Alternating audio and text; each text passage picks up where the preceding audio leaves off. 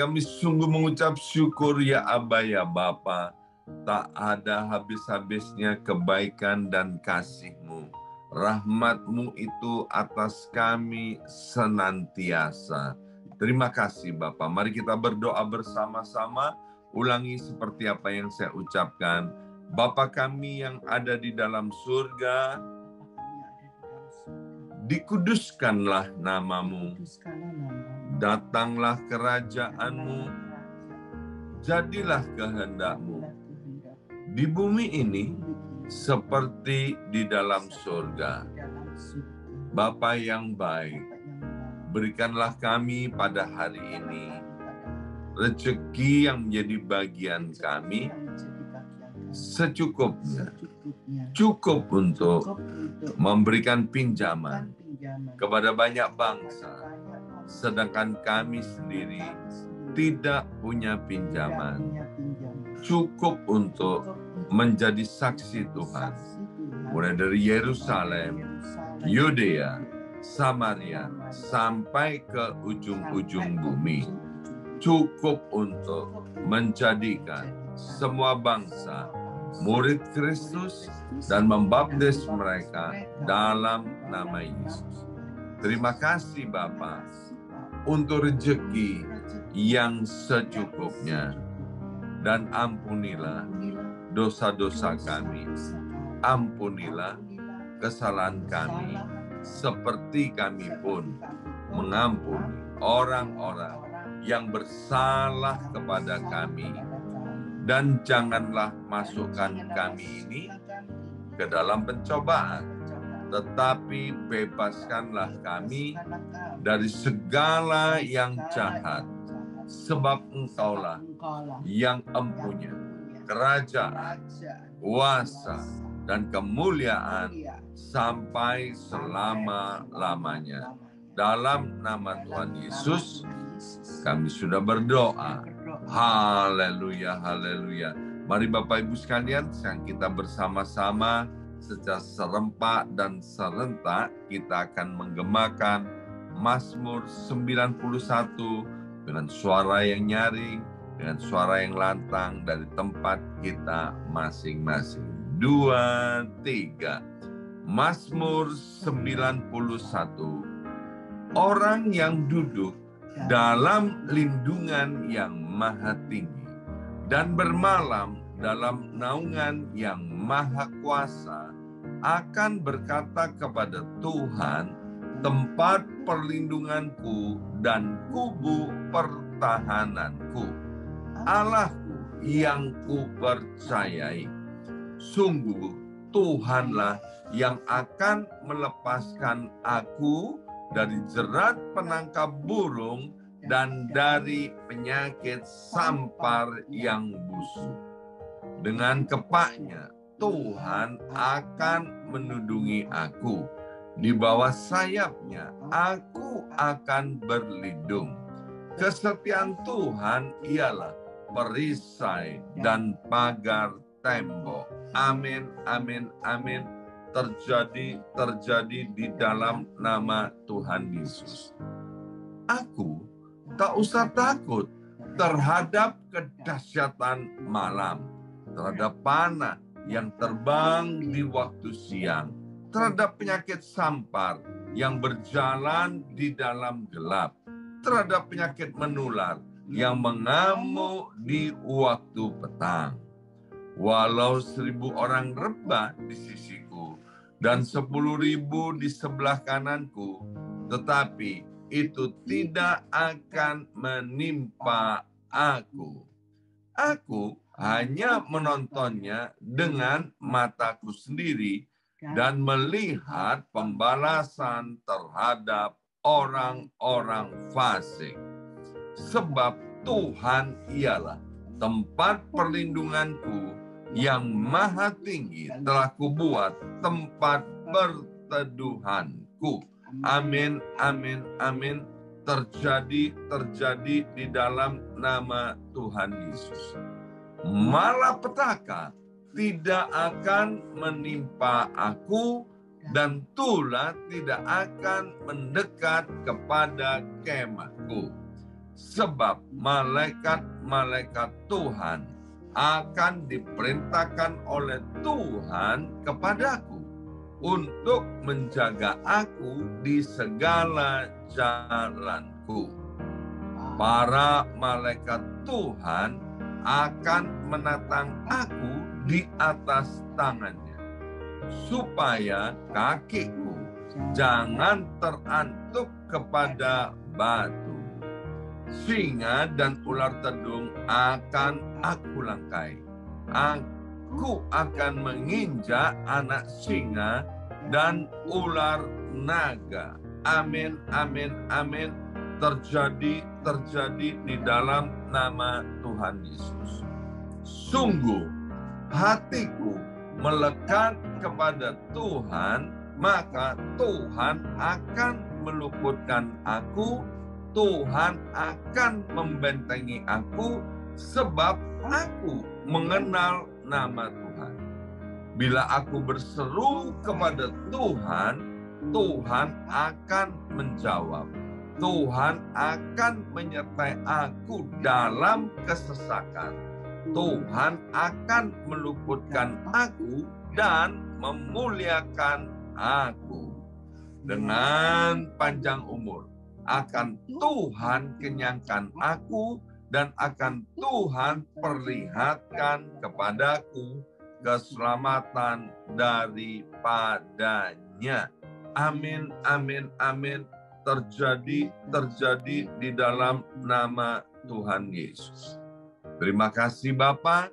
Sebentar kami mendapatkan kesempatan istimewa untuk mendengarkan kembali suara-Mu, kebenaran firman Tuhan. Urapi setiap kami anak-anak-Mu dimanapun kami berada. Anugerai kami hikmat pewahyuan daripada sorga, sehingga kami dapat menangkap kebenaran firman Tuhan pada hari ini. Dalam nama Yesus, yang siap mendengarkan firman Tuhan, angkat jempolnya ke depan dan katakan amin 3 kali. Amin, amin, amin. Salam revival, salam kebangkitan. Semangat pagi. Ya, semuanya semangat pagi. Apa kabarnya Bapak Ibu, anak-anak Tuhan yang luar biasa? Iya, luar biasa. Senang sekali hari ini Kamis 27 April 2023 boleh bersama-sama dengan Bapak Ibu semuanya. Nah, hari ini renungan kita masih ada di Amsal pasal yang ke-22. Kita akan baca bersama-sama ayat yang keempat, ayat yang sangat terkenal sekali dari Amsal pasal 22. Demikian bunyi firman Tuhan, ganjaran kerendahan hati dan takut akan Tuhan adalah kekayaan, kehormatan, dan kehidupan. Dalam terjemahan bahasa Indonesia sehari-hari dikatakan bahwa kalau orang itu rendah hati dan takut akan Tuhan, maka hidupnya akan bahagia, makmur, dan dihormati. Nah, hal yang pertama yang kita perlu ketahui bahwa Tuhan itu melalui ayat ini kita bisa menangkap bahwa adalah kehendak Tuhan buat kita ini orang yang percaya kepada Tuhan untuk memiliki hidup yang berbahagia, makmur, dan dihormati. Dan kita ini juga Bapak Ibu sekalian, kalau kita menyadari tidak ada seorang pun di antara kita yang tidak ingin hidupnya mengalami kebahagiaan, kemakmuran, dan dihormati Tuhan. Jadi pas Bapak Ibu sekalian, Tuhan ingin kita mengalami itu dan kita juga kepingin mengalami apa yang dikehendaki oleh Tuhan. Nah, syaratnya begitu sederhana ya, yaitu rendah hati dan takut akan Tuhan. Dalam 2 Korintus pasal 8 ayat yang ke-9 dalam terjemahan bahasa Indonesia sehari-hari dikatakan, sebab kalian mengetahui betul bahwa kita sangat dikasihi oleh Yesus Kristus Tuhan. Ini penting Bapak Ibu sekalian. Jangan sampai hati kita itu menuduh kita sehingga menganggap kita ini rakyat jelata, orang yang tidak penting, orang yang tidak berarti, lebih-lebih kita ini tidak dikasih oleh Tuhan. Hidup ini jangan main perasaan, jangan main opini, jangan main asumsi Bapak Ibu sekalian ya. Kita ini orang paling celaka kalau kita hidupnya tidak berpedoman kepada firman Tuhan ya. Maka itu saya nggak bosan-bosan mengingatkan Bapak Ibu sekalian, rajin-rajinlah baca firman Tuhan, rajin-rajinlah merenungkannya, dan kemudian mempraktekkan dalam kehidupan sehari-hari. Jadi Bapak Ibu sekalian, kita nggak boleh merasa bahwa Tuhan tidak mencintai kita. Alkitab dengan jelas berkata bahwa kita ini bukan sekedar dikasihi, tapi sangat dikasihi oleh Yesus Kristus Tuhan kita. Dan ingat, Tuhan itu mengasihi kita bukan karena kita baik, dia mengasihi kita bukan dengan kasih yang bersyarat, tapi God is love. Tuhan itu adalah kasih. Dia mengasihi kita dengan kasih yang apa adanya, dengan kasih yang tulus, dengan kasih yang murni. Salib 2000 tahun yang lalu, kematian Yesus di atas kayu salib 2000 tahun yang lalu, itu adalah satu bukti yang lebih daripada cukup menunjukkan cinta dan kasih-Nya kepada kita. Nah, saya lanjutkan dari 2 Korintus pasal 8 ayat 9. Ia kaya, yaitu Tuhan Yesus itu kaya, tetapi ia membuat dirinya menjadi miskin untuk kepentinganmu, kata Alkitab. Supaya dengan kemiskinannya itu kalian menjadi kaya. Maka itu Bapak Ibu sekalian, nanti Bapak Ibu boleh renungkan kembali 2 Korintus 8 ayat 9 itu berulang-ulang ya sampai masuk, dan sehingga kita apa? Sehingga kita pede, kita boleh percaya diri di hadapan Tuhan. Nah, kembali kepada Amsal 22 ayat yang keempat ya, kita sudah tahu bahwa bahagia, makmur, dan dihormati itu adalah kehendak Tuhan dan kerinduan kita. Nah, tapi ada syaratnya 2, yaitu Bapak Ibu sekalian, kita harus rendah hati dan takut akan Tuhan. Kemudian ada beberapa pertanyaan, Pastor, gimana sih caranya supaya kita ini jangan sampai sombong, ya, jangan sampai angkuh, jangan sampai tinggi hati. Karena Alkitab berulang-ulang mengatakan bahwa Tuhan itu benci dengan kesombongan, keangkuhan, dan tinggi hati. Bagaimana sih caranya supaya kami ini, kaku ini bisa hidupnya rendah hati? Nah, rendah hati itu Bapak Ibu sekalian, kita tahu bahwa salah satu manifestasi daripada buah Roh Kudus. Jadi orang nggak bisa rendah hati dengan kekuatannya sendiri, tapi kita bisa rendah hati kalau kita dipenuhi Roh Kudus. Hanya Roh Kuduslah yang sanggup menolong, memimpin kita. Ketika kita meleset daripada jalan Tuhan, ketika kita ada kecenderungan untuk menjadi sombong, tinggi hati, Roh Kudus mengingatkan kita, sehingga kita apa? Kita kembali ke jalur yang benar, dan kemudian kita bisa rendah hati dengan pertolongan Tuhan, ya. Dan rendah hati itu juga salah satu unsur daripada kasih agape. Kita harus meniru Tuhan kita, Yesus Kristus. Dari 1 Korintus 13 kita belajar bahwa salah satu unsur daripada kasih itu adalah rendah hati. Jadi untuk rendah hati, datanglah kepada sumber rendah hati.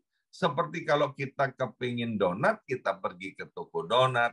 Kalau kita mau es krim, kita datang ke toko es krim. Kalau kita mau rendah hati, datanglah ke sumber rendah hati itu, yaitu Tuhan Yesus sendiri, dan dengan pertolongan daripada Roh Kudus akan mau membuat hidup kita menjadi rendah hati, asal kita mau untuk dituntun dan dipimpinnya. Dan kemudian bagaimana agar kami ini bisa hidup takut akan Tuhan? Ya, Bapak Ibu sekalian, di dalam Alkitab itu kata takut akan Tuhan diulang sampai hampir 300 kali, ya.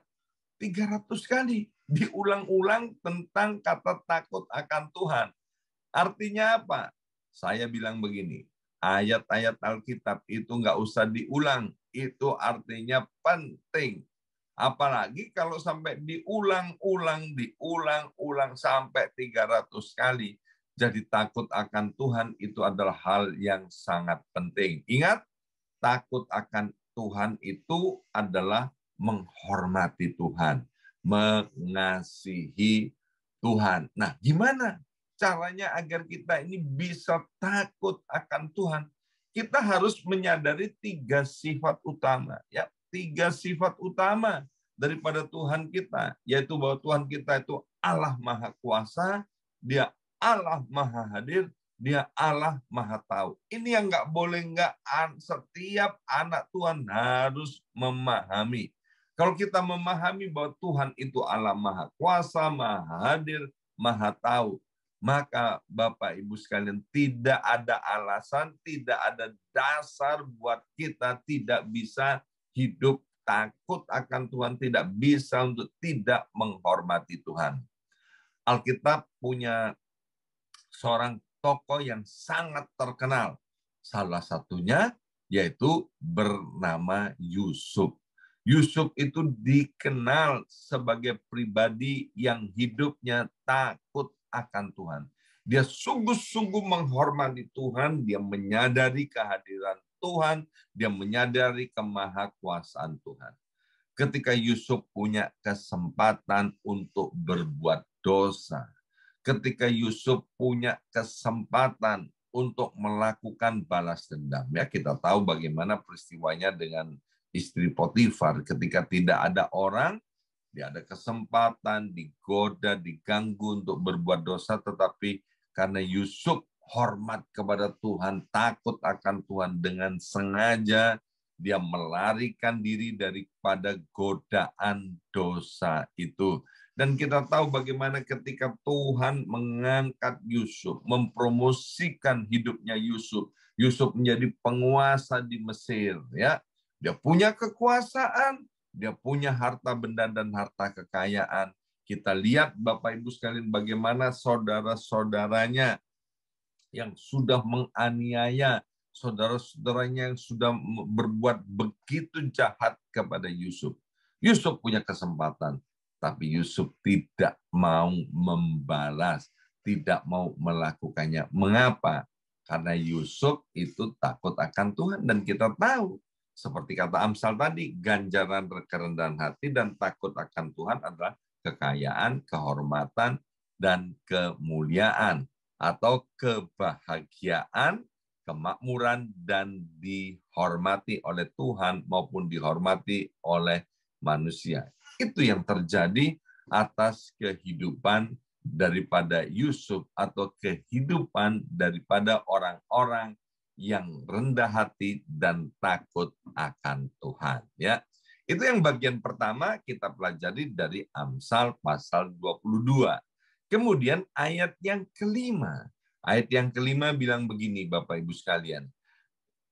Perangkap dan jebakan terdapat pada jalan orang curang.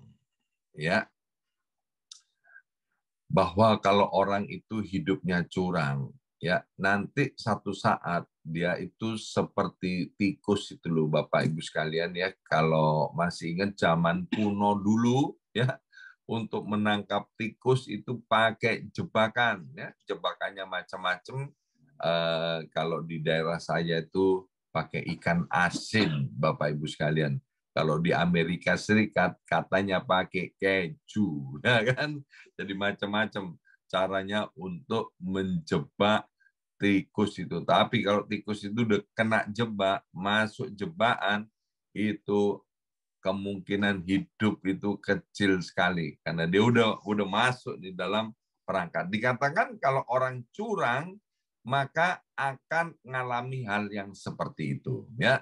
Tapi hal yang mau saya sampaikan bukan soal hidup yang curang, memang kita harus hidupnya benar di hadapan Tuhan. Tapi Tuhan bilang gini, jauhilah semua itu jika engkau ingin selamat. Jadi yang pertama, ya, Tuhan mau supaya kita ini menjauhi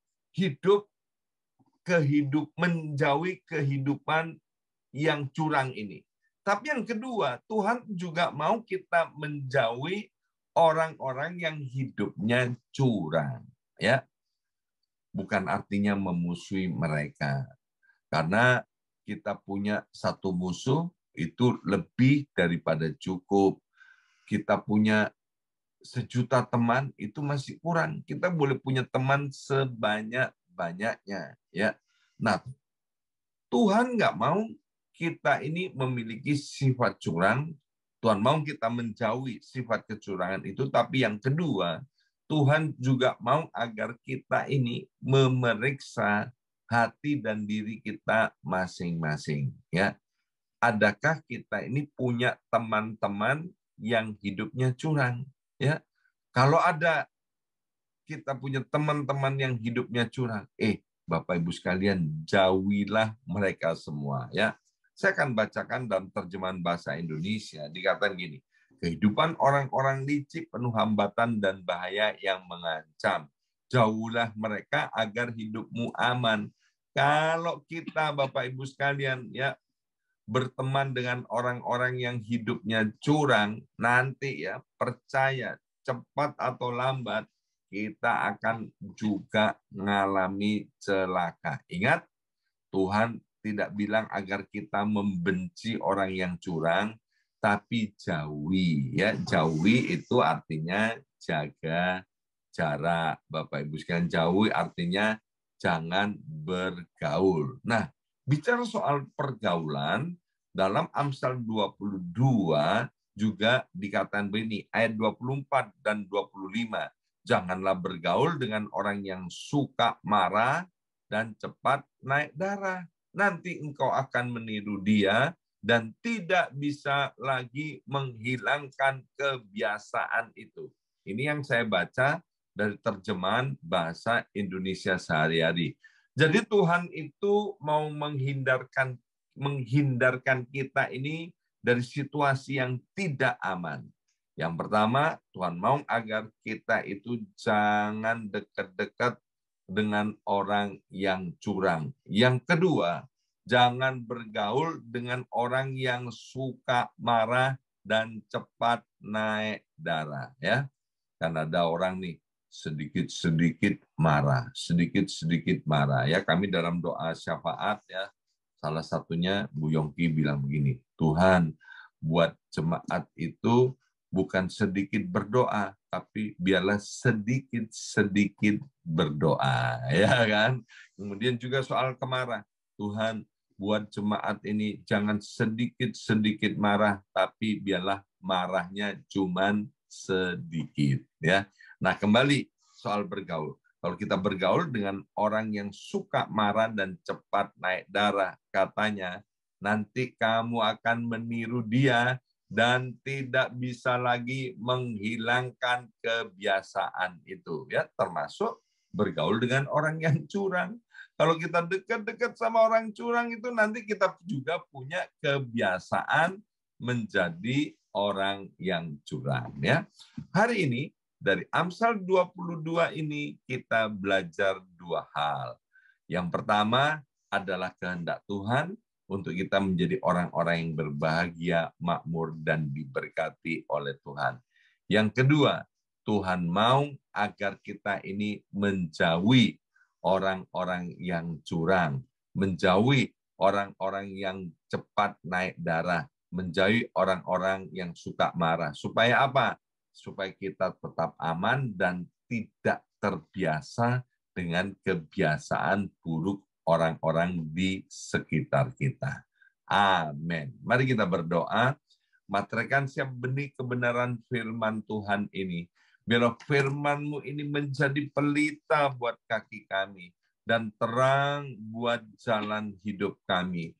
Allah Roh Kudus, kami mohon pertolongan-Mu agar supaya Engkau terus Tuhan tidak bosan-bosannya menegur kami, mengarahkan hidup kami, menolong hidup kami, agar hidup kami tetap terarah kepadamu. Hidup takut akan Tuhan dan rendah hati, serta mendengarkan firman Tuhan dan melakukan dalam kehidupan sehari-hari dengan setia.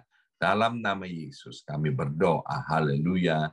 Amin, amin, amin.